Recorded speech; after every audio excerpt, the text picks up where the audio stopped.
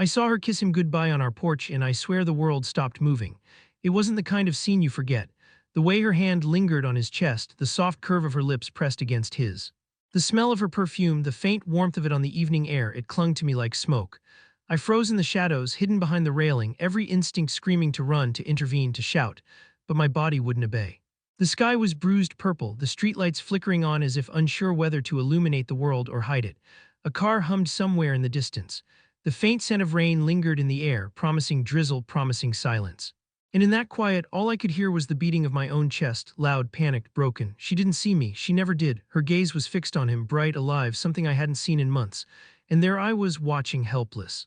I remember the small things. The click of his shoes on the porch, the casual hand on her back, the laugh she let slip, a laugh I used to hear in our kitchen at 3 in the morning, soft and intimate. And now it was for him. I couldn't move. Couldn't think, couldn't breathe. My mind stumbled over itself, looking for excuses, for reasons, for anything that could make sense of what I was seeing, but there were none. I had noticed the little things, of course. The quiet dinners where she picked at her food and stared at her phone, the laughter that didn't reach her eyes, the way she started locking her bedroom door at odd hours. I'd chalked it up to stress, work, exhaustion. I had wanted to believe she was still with me, that we were okay. Tonight, I realized how wrong I was. Her lips lingered a second too long on his. She stepped back, smiling. A hand brushed across her hair and she turned, her eyes meeting mine for a brief, sharp second. The look wasn't guilt, it wasn't shame, it was something colder, recognition. And in that moment I understood she didn't care if I saw. The world tilted, I stumbled backward, almost letting myself fall into the garden below. The gravel crunched underfoot as I retreated into the shadows of our yard. Inside, the apartment was too quiet, too empty. Every sound I'd once loved, the hum of the fridge, the distant city noise, the soft squeak of our couch, now felt like a memory of something stolen. My chest ached with it, a dull, persistent pain like a bruise forming beneath my ribs. I remembered the first night we met, how we laughed until our faces hurt, how she touched my hand like she couldn't believe it was mine, and now she touched someone else the same way. I didn't confront her that night, I didn't scream. I didn't throw things, I just watched her leave, watched him disappear down the street with her in his arms. Later, in the dark of our bedroom, I found her phone. Messages, photos, little inside jokes between them. Her smile in those pictures wasn't mine, her laugh in those recordings wasn't mine. I pressed the phone to my chest as if I could absorb the betrayal through my own skin. I tried to sleep, I really did. But sleep is a lie when your heart is breaking. I lay there staring at the ceiling, listening to the faint creak of our apartment settling, wondering when exactly she stopped being mine. The next morning I went through our routine, hollow and mechanical. Coffee, toast, the newspaper. She was there, cheerful, pretending nothing had happened. I could smell his cologne on her clothes. I didn't say a word, I couldn't. I let the silence stretch between us, a chasm I didn't know how to cross. I caught her glance from across the kitchen. Her smile was easy, effortless. I swallowed bile and smiled back, brittle and sharp. Inside, I was collapsing. Piece by piece, a slow, painful disassembly of everything I thought was real, everything I loved. I wanted answers, but I was terrified of the truth that might come with them. I wanted her to hold me, to apologize, to cry with me. But she didn't. She was already somewhere else, somewhere I couldn't reach. By evening, I was walking the neighborhood, aimless, pretending the world existed outside my pain. The streetlights cast long shadows on the asphalt, stretching like fingers, like the tendrils of grief wrapping around me. Cars passed silently, dogs barked in the distance. Life went on, and I felt like I had stopped. I replayed the scene on the porch over and over, her laugh, the way his hand rested on her waist, her gaze meeting mine, unflinching. Every detail carved itself into me, permanent, inescapable. And then I realized I wasn't just heartbroken, I was invisible. I had been invisible to her all along. That night I lay in our bed, tracing the curve of her pillow where her head would have been. I traced the memories like scars, remembering our own kisses, our own touches, and I wondered, was she even aware of the weight of her actions? Did she feel what I was feeling, or was I alone in this devastation? Rain started to fall softly against the window, each drop a small echo of my grief, tapping against glass and floorboards. I let it fall on me in silence. And somewhere deep inside, I knew this wasn't the end. It was the beginning of watching, of waiting, of unraveling, the beginning of a reckoning she would never see coming, because while she thought it was a harmless mistake, I knew better. And the part of me that still loved her, the part that hadn't completely broken, was quietly planning its revenge. I closed my eyes and let the rain lull me into a restless sleep, but even in dreams I couldn't escape her. Her face, her hands, her lips hymned the porch, and in that dark, quiet night I realized I would never be the same again. The apartment smelled like yesterday, coffee left cold on the counter. The hum of the refrigerator felt louder than usual, echoing through the empty spaces between us. I wandered through it like a ghost. Her side of the bed was neat, too neat. Sheets tucked in, pillow fluffed, untouched. She wasn't here. And yet I could feel her presence, like a shadow lingering, a perfume that wouldn't leave. I made coffee, burned the toast. I sat at the table and stared at the window, rain still tapping against glass, soft and relentless.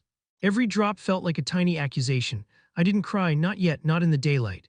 The tears were saved for the quiet moments when the world moved on and I was left with the replay of her lips on his, her laugh in his arms. I walked the neighborhood aimlessly, pretending errands mattered. Grocery store aisles blurred together, streetlights reflected in puddles like fragments of something I couldn't grasp. My phone buzzed constantly, a flood of notifications I couldn't muster the strength to check. Until I did, a message, not from her, from someone I didn't know, forwarding a photo. It was subtle, blurry, but enough. Her arm wrapped around him at some cafe, their heads closed together, smiling. No one else in the frame. I dropped the phone on the counter. My hands trembled, but I couldn't look away. This was real, he was real. And she was alive in a way she hadn't been with me for months. I tried to eat, to sleep, to pretend this wasn't my life anymore. But every laugh I heard, every familiar street corner, every cafe table with two chairs, it reminded me. It reminded me of her absence and the hole she left behind. Evenings became the hardest. I sat in the dark, the apartment silent except for the city hum outside. I would pour myself a drink, then stare at it. The amber liquid reflected the dim light like a tiny sun trapped in glass. And I'd think, how did I not see it? How did I let her slip away while I was busy with work, with life, with pretending we were okay? Then came the signs, small, cruel, mocking. A friend mentioned seeing them together at a bookstore. Another friend sent a casual "did you hear" text, oblivious to the knife twisting in my chest. I scrolled social media, avoiding it, and yet there they were, hand in hand, smiling, alive, moving forward without me. I started keeping a notebook. Not about her, not really, about myself. About the days, the hours, the small victories of getting out of bed, of eating something solid, of pretending the world wasn't crushing me under its weight. But she kept appearing, in memories, in whispers from mutual friends. In the quiet moments when I tried to breathe and felt her shadow pressing against my ribs, I wanted to confront her, to scream, to demand answers. But every time I tried, I froze. The weight of everything she had done, of everything I had loved, pinned me in place. Instead, I watched, quietly, indirectly, patiently. One evening, I caught a glimpse of him, across the street, stepping out of a cafe, holding her hand. The way they laughed, it wasn't mine. And yet I memorized it, every gesture, every smile, not out of love but out of necessity. I needed to know what she had become without me. Night after night, I lay in bed, tracing the curve of her jaw in my mind. I remembered arguments, kisses, the way she used to fall asleep in my arms. And I thought, if I can remember this, if I can hold this, then she hasn't won entirely. Days bled into nights. Work became a blur. Friends stopped asking why I looked tired all the time. I stopped answering. My grief became my armor. And yet life has a way of surprising you. One afternoon, a text appeared from an unknown number. "We need to talk." No signature, no clue, just four words that made my stomach tighten. I didn't respond immediately. I waited, watched. Every instinct told me not to trust it, that it could be a trap or worse, her. But something in the words, something in the simplicity, made my chest ache with a new kind of anticipation. That night, I paced the apartment. The rain had returned, heavier this time, drumming against the roof in a relentless rhythm. I imagined her face, her voice, what she would say. Would she apologize, beg? Or would she smile, that same effortless smile, for someone else, leaving me behind again? Hours passed. I didn't sleep, I didn't eat, I didn't move. And then a knock at the door. I froze. The notebook slid from my hands. My heart raced. Every scenario played in my head, each one worse than the last.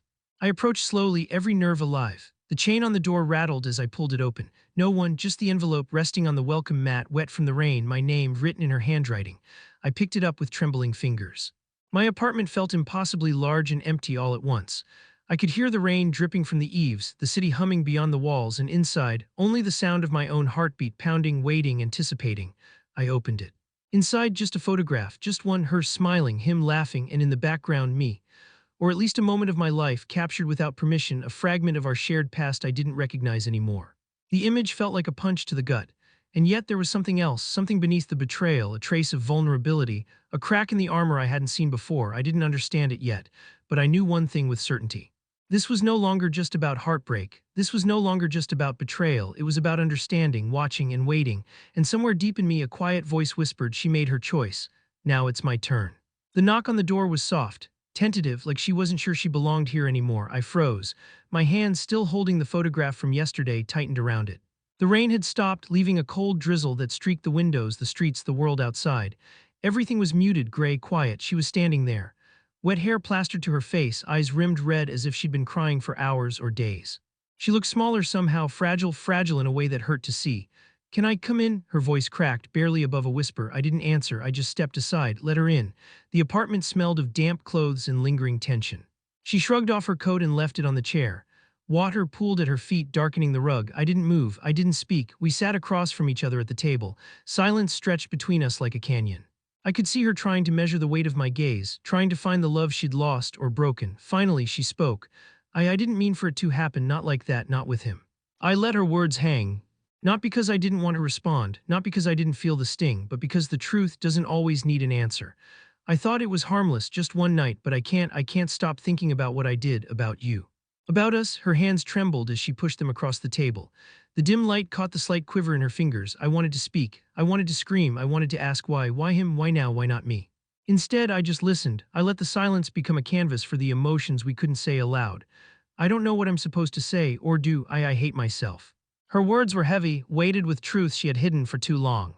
She looked at me like she was searching for forgiveness in my eyes, searching for a lifeline she had cut herself off from. I didn't reach for her. I didn't soften, not yet. My chest still ached. The photograph from yesterday rested on the table between us, a quiet accusation. I can't undo it, she whispered. But her voice faltered. She swallowed hard. I want to try to make it right somehow. I looked at her, really looked. The woman I had loved was there, but so was the stranger who had broken me, two versions of her colliding in the same fragile frame. You made your choice, I said softly, my voice cracked. And I can't go back, not yet. Not like this. Tears welled in her eyes, a single droplet slid down her cheek. She reached for mine as if the gesture could erase the past, as if touch could rewrite memory. I didn't flinch, but I didn't pull away either. I just let her hand hover, waiting, watching. We stayed like that for hours, not speaking, not moving. Just breathing, listening to the quiet hum of the apartment, feeling the distance between us shrink ever so slightly. And then she said the words I hadn't expected. You can stay, but just for tonight. I didn't answer immediately. The words felt both like a promise and a challenge. She wasn't asking for forgiveness. She wasn't pleading for reconciliation. She was offering a fragile bridge over a river we hadn't learned to cross yet. I nodded once, slowly, just once, and in that nod there was understanding, not acceptance, not surrender. But acknowledgement. That night we didn't talk much. We didn't sleep in the same bed, but we shared space, shared the same air. And for the first time since that night on the porch, I felt something, not love, not trust. Not even hope fully formed, but a seed of connection, fragile, trembling, hesitant. We ate dinner together, simple, unremarkable, and yet in that mundane act there was intimacy. Not the intimacy of desire or of passion or even of love, but the intimacy of shared history, of shared grief, of shared mistakes. She spoke quietly about herself, about guilt, about sleepless nights, about him.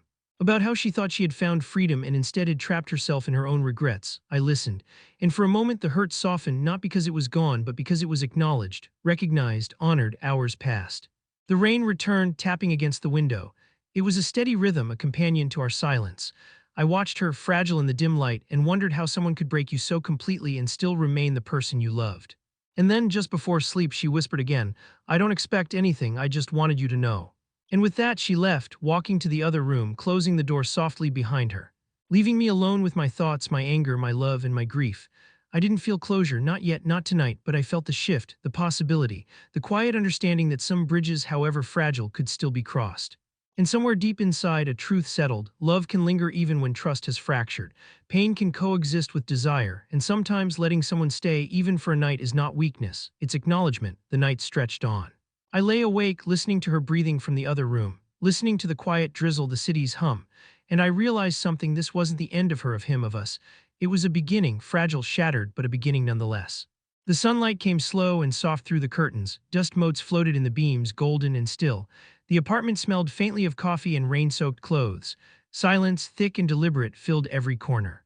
I sat at the edge of the bed, tracing the curve of the sheets she had touched, the warmth she had left behind. She wasn't there, not anymore, but the memory lingered, stubborn like smoke in an empty room. The night had passed quietly. No arguments, no tears, just the fragile, tentative space we had shared. She had slept on the couch, I hadn't moved, we hadn't spoken much, words felt inadequate, meaningless.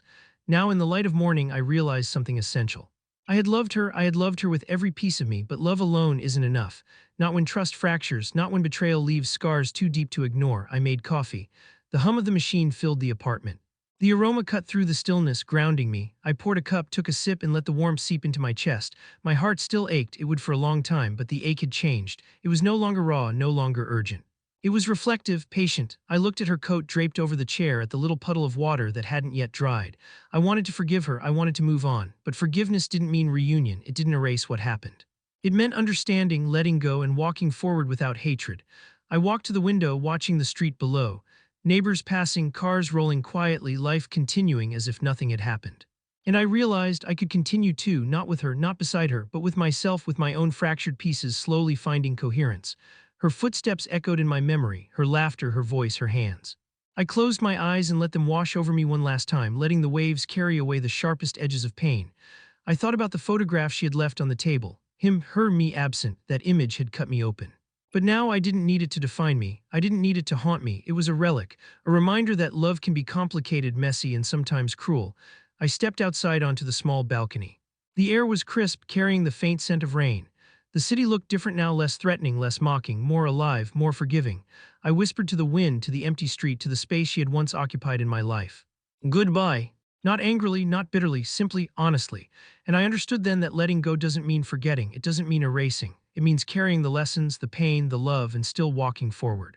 She left twice, once with him and once when I finally let her go. I turned back inside. The apartment was quiet, but I didn't feel empty anymore. I felt steady, whole in a fractured way, human.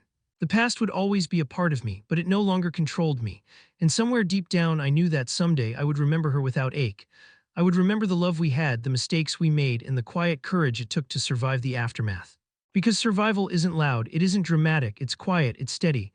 And sometimes it's the only revenge you need against betrayal, living fully without them. The sunlight stretched across the floorboards, the apartment breathed with me. And I smiled, small and fragile but real. Smiled, small and fragile but real.